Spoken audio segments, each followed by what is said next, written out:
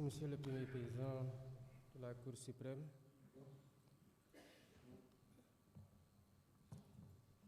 Monsieur le Président de l'Assemblée nationale, Monsieur le Premier ministre, Madame le ministre de la Justice, garde des Sceaux, vice-présidente du Conseil supérieur de la magistrature,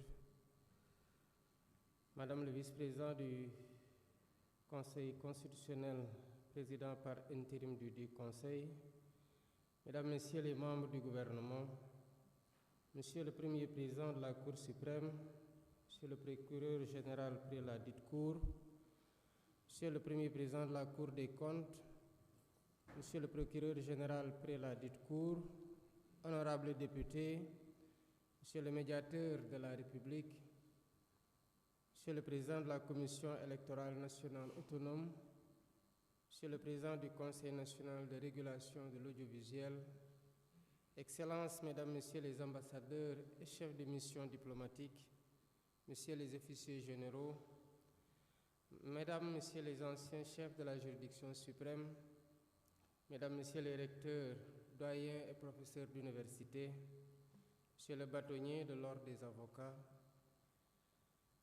Mesdames, Messieurs les magistrats, Mesdames, Messieurs les avocats, Mesdames, Messieurs les présidents des ordres professionnels, Mesdames, Messieurs les administrateurs des greffes et greffiers, Mesdames, Messieurs les autorités administratives et territoriales, autorités religieuses et coutumières, Mesdames, Messieurs, en vos rangs, grades et qualités, honorables invités. C'est avec un plaisir renouvelé que je préside, pour la deuxième fois depuis mon accession à la magistrature suprême, la cérémonie officielle de rentrée des cours et tribunaux. Loin d'être un rituel institutionnel inscrit dans la chronologie républicaine, elle est un moment fort de communion, de réflexion et d'introspection avec les acteurs de la justice. Celle de l'année 2026 intervient à un tournant décisif où l'on scrute les horizons possibles de la consolidation de notre démocratie, du renforcement de nos institutions judiciaires, de l'ancrage de l'indépendance de la justice et de la modernisation de celle-ci. Le peuple attentif et impatient vous jauge, s'interroge, doute et critique.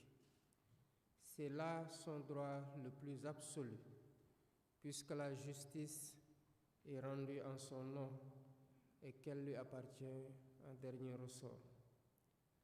Notre responsabilité collective est donc de rassurer, d'expliquer, de convaincre, de dire clairement où nous en sommes, ce que nous voulons transformer et comment nous entendons corriger les insuffisances, combler les retards et répondre en profondeur aux attentes légitimes des populations. Refonder la justice n'est pas une option. C'est une exigence morale, institutionnelle et démocratique au regard des sacrifices consentis par notre peuple pour accéder à une troisième alternance démocratique, saluée et magnifiée bien au-delà de nos frontières. Cette entreprise d'évaluation et de réforme prospective a été entamée dès les premiers jours de mon mandat par les assises de la justice qui ont abouti à des recommandations phares dont le processus de mise en œuvre est déjà amorcé. Ces réformes sont nombreuses. Toutefois, elles ont toutes pour dénominateur commun le respect du contrat de gouvernance confié par le peuple pour consolider durablement l'état de droit. Mesdames, Messieurs, l'ambition de transformation numérique est au cœur du projet de société qui découle de ce contrat de gouvernance avec le peuple. Elle constitue aujourd'hui un pilier essentiel de la modernisation de l'action publique. Dans le secteur judiciaire, elle répond à des enjeux majeurs d'efficacité, de célérité, de transparence, de sécurité juridique et de respect des droits fondamentaux.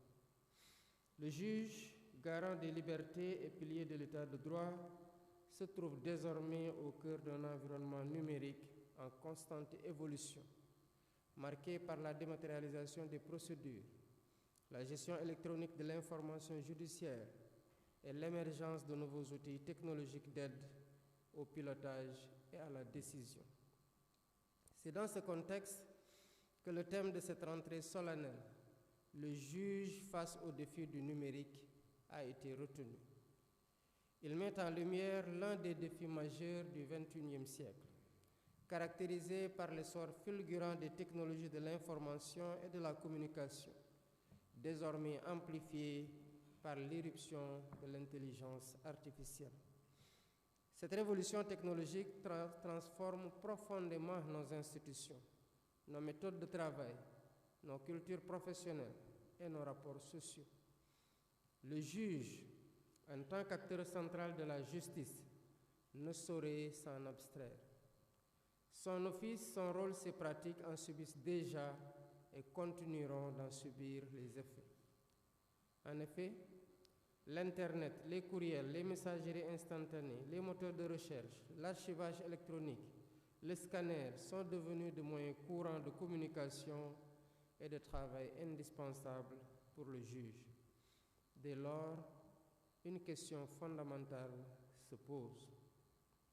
Le tout numérique peut-il s'accorder avec les exigences cardinales de l'acte de juger? L'indépendance, l'impartialité, la réserve, la loyauté, le secret des délibérations, la probité, la dignité? Mesdames, Messieurs, cette interrogation en appelle d'autres.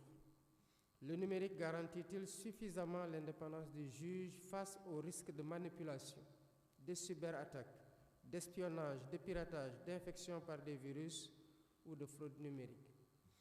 En outre, le récit d'un défaut de maîtrise quant à la traçabilité des infractions commises à travers le net pose la problématique de l'efficacité de la lutte contre la cybercriminalité, laquelle exige des connaissances avérées du droit numérique et des outils numériques. La réponse à ces défis réside dans la capacité du système judiciaire à adapter les curricula de formation, à revisiter les référentiels éthiques et déontologiques, à renforcer la culture de la sécurité numérique et à s'approprier pleinement les outils technologiques. Il s'agit en définitive de bâtir une justice moderne, robuste et proactive, capable de contenir, d'anticiper et de juguler les risques inhérents aux technologies de l'information et de la communication. Mesdames, Messieurs, le juge Guissé a soutenu avec pertinence que la justice, par le biais de l'office du juge, et tout le processus décisionnel qui conduit à l'obtention de titres exécutoires peut s'approprier les outils du numérique comme support fécondant. Il ne s'agit pas pour autant, selon lui, d'en faire des succédanés des juges au point d'ériger en maxime la justice prédictive. En tout état de cause, et les différents intervenants lors de cette audience l'ont souligné, avec raison, le numérique pourra juguler durablement les sérieux défis auxquels les juges sont confrontés, à savoir la maîtrise du temps du procès pour rendre leurs décisions dans des délais raisonnables. Il est également question, après que les décisions judiciaires soient rendues, de pouvoir les conserver pour ne pas devoir rejuger à cause des défectuosités dans la conservation. À titre illustratif, le contentieux de l'état civil est chronophage et budgétivore, du fait d'un traitement non informatisé et d'un défaut d'archivage électronique entraînant des audiences foraines à répétition, des registres d'état civil détériorés ou perdus, sans occulter les fraudes et les manipulations, ce qui conduit à des procédures d'annulation ou de rectification. Sous ce rapport, le renforcement de la protection des données de l'état civil par le développement de supports numériques pourrait être une bonne panacée et fiabiliser davantage notre état civil. Mesdames, Messieurs, l'informatisation à travers les différentes chaînes judiciaires pourrait faciliter l'office du juge, sécuriser et fluidifier durablement le processus décisionnel. Elle est à la base d'une bonne dématérialisation, aboutissant à un recueil, et une conservation numérique des données statistiques, une accessibilité plus grande dans la consultation de la jurisprudence, une élaboration plus commode des pièces d'exécution des peines et une disponibilité plus rapide des décisions de justice. Les expériences positives d'usage du numérique au niveau des différentes juridictions, Cour suprême, tribunaux de grande instance de Kaolack, Thiès, Pikine, Guédiawaye et Dakar, tribunal de commerce hors classe de Dakar, dont certaines ont été évoquées par le premier président de la Cour suprême, le procureur général près la Cour, dite Cour et le juge Guissé, méritent d'être évalués, consolidés et partagés le cas échéant. Dans une perspective plus large, le ministère de la Justice envisage de déployer une architecture numérique cohérente dont la pierre angulaire est la plateforme e-justice, assurant la dématérialisation intégrale des procédures civiles et pénales, tout en mettant à la disposition des magistrats des outils performants de suivi et de traçabilité. Ce dispositif est complété par la plateforme e-service, qui facilite l'accès des usagers aux actes judiciaires en ligne, réduisant ainsi les délais de traitement et la congestion des juridictions.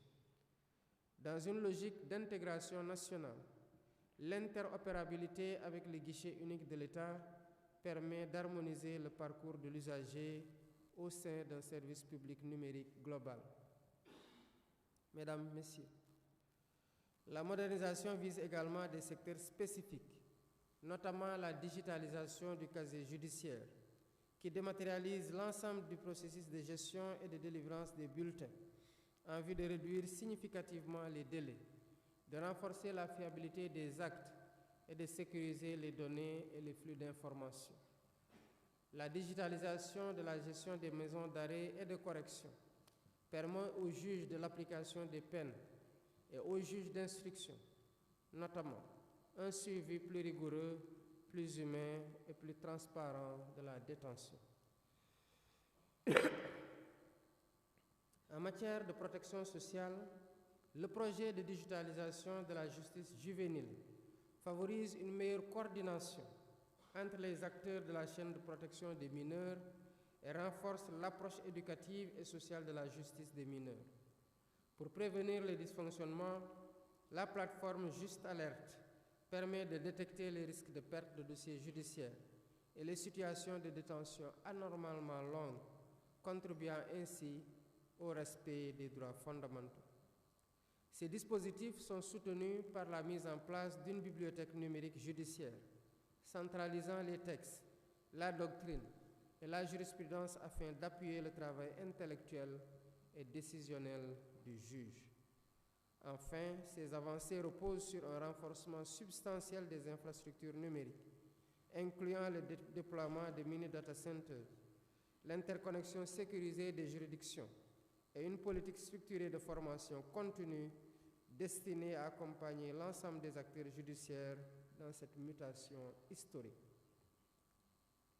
Mesdames, Messieurs, à travers l'agenda 2050, le New Deal technologique, les assises de la justice, la lettre de politique sectorielle du ministère de la Justice, je réitère mon engagement ferme de mettre en place une justice moderne et performante qui passe nécessairement par l'appropriation de tous les outils du numérique, non seulement par le juge, mais également par tous les acteurs de la justice. Cela est d'autant plus impérieux que nous vivons dans un monde interconnecté qui nous impose son rythme. Tous les États, les institutions, ainsi que leur administration qui refusent de s'y plier seront laissés inéluctablement en rade et risquent par conséquent d'être rapidement submergés et dépassés. Par ailleurs, il faut relever que dans l'entreprise de modernisation de la justice, le juge n'agit pas seul. Il intervient dans une chaîne de plusieurs acteurs qui lui permet de rendre son office conformément à la loi et aux attentes des usagers. Dans ce cadre, l'usage optimal du numérique est subordonné à d'autres facteurs que sont des palais de justice adaptés aux réalités du numérique, une connectivité sécurisée et continue et des machines adaptées et sécurisées. Il est donc urgent d'accélérer la mise en œuvre du schéma directeur de l'usage du numérique dans la justice pour bien prendre en compte tous ces facteurs. Sinon, de graves dangers et attaques malveillantes peuvent entraver dangereusement l'office du juge.